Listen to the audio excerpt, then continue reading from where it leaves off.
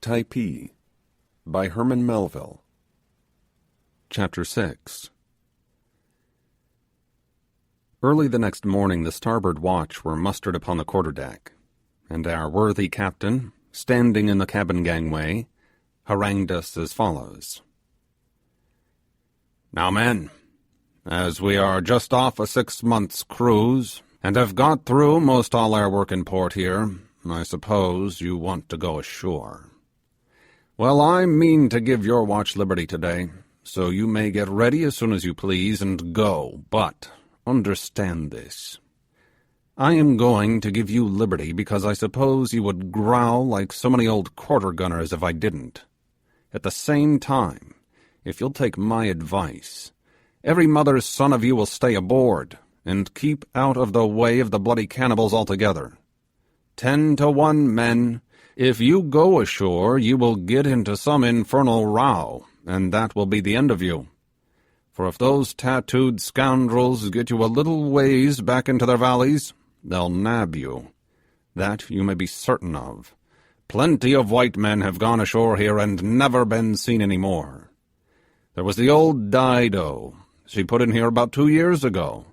and sent one watch off on liberty. They never were heard of again for a week. The natives swore they didn't know where they were, and only 3 of them ever got back to the ship again, and one with his face damaged for life, for the cursed heathens tattooed a broad patch clean across his figurehead. But it will be no use talking to you, for go you will, that I see plainly. So all I have to say is that you need not blame me if the islanders make a meal of you. You may stand some chance of escaping them, though, if you keep close about the French encampment, and are back to the ship again before sunset. Keep that much in your mind, if you forget all the rest I've been saying to you. There, go forward, bear a hand and rig yourselves, and stand by for a call. At 2 bells the boat will be manned to take you off, and the Lord have mercy on you. Various were the emotions depicted upon the countenances of the starboard watch whilst listening to this address, but on its conclusion there was a general move towards the forecastle, and we soon were all busily engaged in getting ready for the holiday so auspiciously announced by the skipper. During these preparations his harangue was commented upon in no very measured terms, and one of the party, after denouncing him as a lying old son of a sea cook who begrudged a fellow a few hours' liberty, exclaimed with an oath, "But you don't bounce me out of my liberty, old chap, for all your yarns, for I would go ashore if every pebble on the beach was a live coal and every stick a gridiron, and the cannibals stood ready to broil me on landing." The spirit of this sentiment was responded to by all hands, and we resolved that in spite of the captain's croakings, we would make a glorious day of it. But Toby and I had our own game to play, and we availed ourselves of the confusion which always reigns among a ship's company preparatory to going ashore, to confer together and complete our arrangements. As our object was to effect as rapid a flight as possible to the mountains, we determined not to encumber ourselves with any superfluous apparel, and accordingly, while the rest were rigging themselves out with some idea of making a display, we were content to put on new stout duck trousers, serviceable pumps, and heavy Havre frocks, which with a Peta hat completed our equipment. When our shipmates wondered at this, Toby exclaimed in his odd, grave way that the rest might do as they liked, but that he, for one, preserved his go-ashore traps for the Spanish Main, where the tie of a sailor's neckerchief might make some difference. But as for a parcel of unbreeched heathen, he wouldn't go to the bottom of his chest for any of them, and was half disposed to appear among them in buff himself.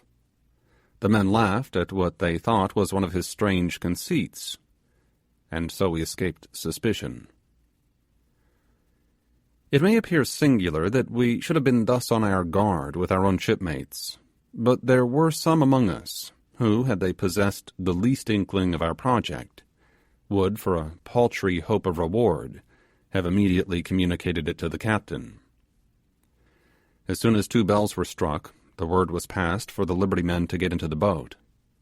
I lingered behind in the forecastle a moment to take a parting glance at its familiar features, and just as I was about to ascend to the deck, my eye happened to light on the bread barge and beef kid, which contained the remnants of our last hasty meal. Although I had never before thought of providing anything in the way of food for our expedition, as I fully relied upon the fruits of the island to sustain us wherever we might wander, yet I could not resist the inclination I felt to provide a luncheon from the relics before me. Accordingly, I took a double handful of those small, broken, flinty bits of biscuit which generally go by the name of midshipman's nuts, and thrust them into the bosom of my frock, in which same ample receptacle I had previously stowed away several pounds of tobacco and a few yards of cotton cloth, articles with which I intended to purchase the goodwill of the natives, as soon as we should appear among them after the departure of our vessel. This last addition to my stock caused a considerable protuberance in front, which I abated in a measure by shaking the bits of bread around my waist, and distributing the plugs of tobacco among the folds of the garment. Hardly had I completed these arrangements when my name was sung out by a dozen voices, and I sprung upon the deck, where I found all the party in the boat, and impatient to shove off. I dropped over the side and seated myself with the rest of the watch in the stern sheets, while the poor larboarders shipped their oars and commenced pulling us ashore. This happened to be the rainy season at the islands, and the heavens had nearly the whole morning betokened one of those heavy showers which during this period so frequently occur. The large drops fell bubbling into the water shortly after our leaving the ship, and by the time we had effected a landing, it poured down in torrents. We fled for shelter under cover of an immense canoe house which stood hard by the beach, and waited for the first fury of the storm to pass. It continued, however, without cessation, and the monotonous beating of the rain overhead began to exert a drowsy influence upon the men, who, throwing themselves here and there upon the large war canoes, after chatting a while, all fell asleep. This was the opportunity we desired, and Toby and I availed ourselves of it at once by stealing out of the canoe house and plunging into the depths of an extensive grove that was in its rear. After 10 minutes' rapid progress, we gained an open space from which we could just descry the ridge we intended to mount looming dimly through the mists of the tropical shower, and distant from us, as we estimated, something more than a mile. Our direct course towards it lay through a rather populous part of the bay, but desirous as we were of evading the natives, and securing an unmolested retreat to the mountains, we determined, by taking a circuit through some extensive thickets, to avoid their vicinity altogether. The heavy rain that still continued to fall without intermission favoured our enterprise, as it drove the islanders into their houses, and prevented any casual meeting with them. Our heavy frocks soon became completely saturated with water, and by their weight, and that of the articles we had concealed beneath them, not a little impeded our progress. But it was no time to pause when at any moment we might be surprised by a body of the savages, and forced at the very outset to relinquish our undertaking. Since leaving the canoe house, we had scarcely exchanged a single syllable with one another, but when we entered a second narrow opening in the wood, and again caught sight of the ridge before us, I took Toby by the arm, and pointing along its sloping outline to the lofty heights at its extremity, said in a low tone, "Now, Toby, not a word, nor a glance backward till we stand on the summit of yonder mountain. So no more lingering, but let us shove ahead while we can, and in a few hours' time we may laugh aloud. You are the lightest and the nimblest, so lead on, and I will follow." "All right, brother," said Toby. "Quick's our play, only let's keep close together, that's all." And so saying, with a bound like a young roe, he cleared a brook which ran across our path, and rushed forward with a quick step. When we arrived within a short distance of the ridge, we were stopped by a mass of tall yellow reeds, growing together as thickly as they could stand, and as tough and stubborn as so many rods of steel, and we perceived, to our chagrin, that they extended midway up the elevation we purposed to ascend. For a moment we gazed about us in quest of a more practicable route. It was, however, at once apparent that there was no resource but to pierce this thicket of canes at all hazards. We now reversed our order of march, I, being the heaviest, taking the lead, with a view of breaking a path through the obstruction, while Toby fell into the rear. 2 or 3 times I endeavoured to insinuate myself between the canes, and by dint of coaxing and bending them to make some progress. But a bullfrog might as well have tried to work a passage through the teeth of a comb, and I gave up the attempt in despair. Half wild with meeting an obstacle we had so little anticipated, I threw myself desperately against it, crushing to the ground the canes with which I came in contact,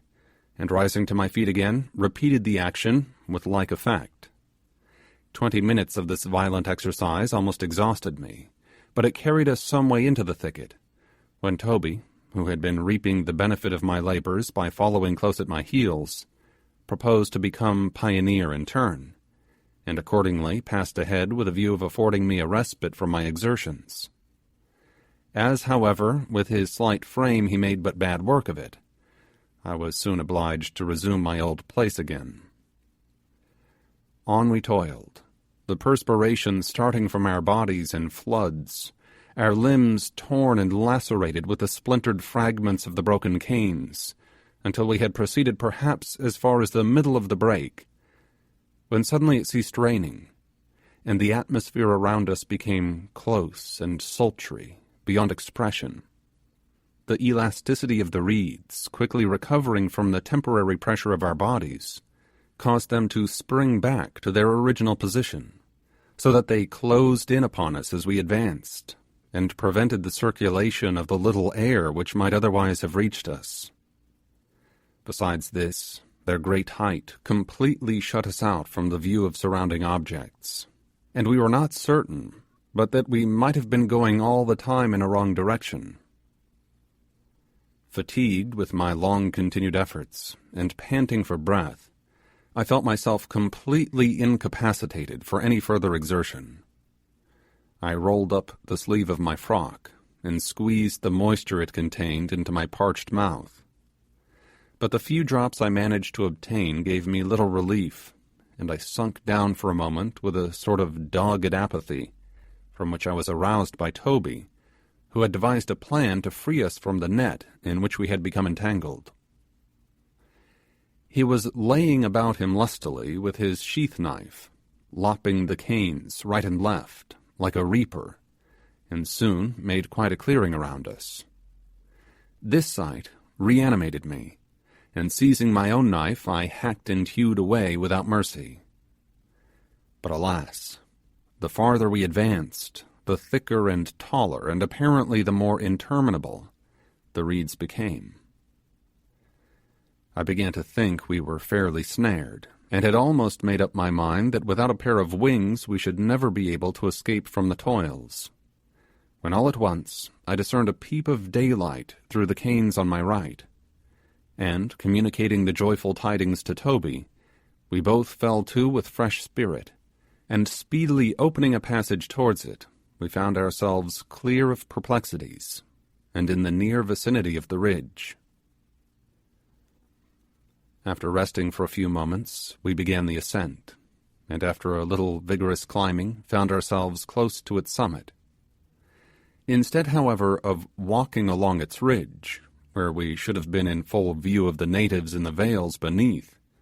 and at a point where they could easily intercept us were they so inclined, we cautiously advanced on one side, crawling on our hands and knees, and screened from observation by the grass through which we glided, much in the fashion of a couple of serpents. After an hour employed in this unpleasant kind of locomotion, we started to our feet again, and pursued our way boldly along the crest of the ridge. This salient spur of the lofty elevations that encompassed the bay rose with a sharp angle from the valleys at its base, and presented, with the exception of a few steep acclivities, the appearance of a vast inclined plain, sweeping down towards the sea from the heights in the distance. We had ascended it near the place of its termination and at its lowest point, and now saw our route to the mountains distinctly defined along its narrow crest, which was covered with a soft carpet of verdure, and was in many parts only a few feet wide. Elated with the success which had so far attended our enterprise, and invigorated by the refreshing atmosphere we now inhaled, Toby and I in high spirits were making our way rapidly along the ridge, when suddenly from the valleys below, which lay on either side of us, we heard the distant shouts of the natives, who had just descried us, and to whom our figures, brought in bold relief against the sky, were plainly revealed.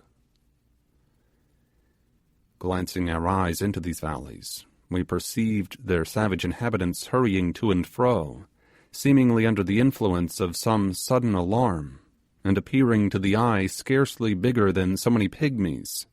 while their white thatched dwellings, dwarfed by the distance, looked like baby houses. As we looked down upon the islanders from our lofty elevation, we experienced a sense of security, feeling confident that should they undertake a pursuit, it would, from the start we now had, prove entirely fruitless, unless they followed us into the mountains, where we knew they cared not to venture. However, we thought it as well to make the most of our time, and accordingly, where the ground would admit of it, we ran swiftly along the summit of the ridge, until we were brought to a stand by a steep cliff, which at first seemed to interpose an effectual barrier to our further advance. By dint of much hard scrambling, however, and at some risk to our necks, we at last surmounted it, and continued our flight with unabated celerity. We had left the beach early in the morning, and after an uninterrupted, though at times difficult and dangerous ascent, during which we had never once turned our faces to the sea, we found ourselves, about 3 hours before sunset, standing on the top of what seemed to be the highest land on the island, an immense overhanging cliff, composed of basaltic rocks, hung round with parasitical plants. We must have been more than 3,000 feet above the level of the sea, and the scenery viewed from this height was magnificent. The lonely bay of Nukuhiva, dotted here and there with the black hulls of the vessels composing the French squadron, lay reposing at the base of a circular range of elevations, whose verdant sides, perforated with deep glens, or diversified with smiling valleys, formed altogether the loveliest view I ever beheld, and were I to live 100 years, I should never forget the feeling of admiration which I then experienced.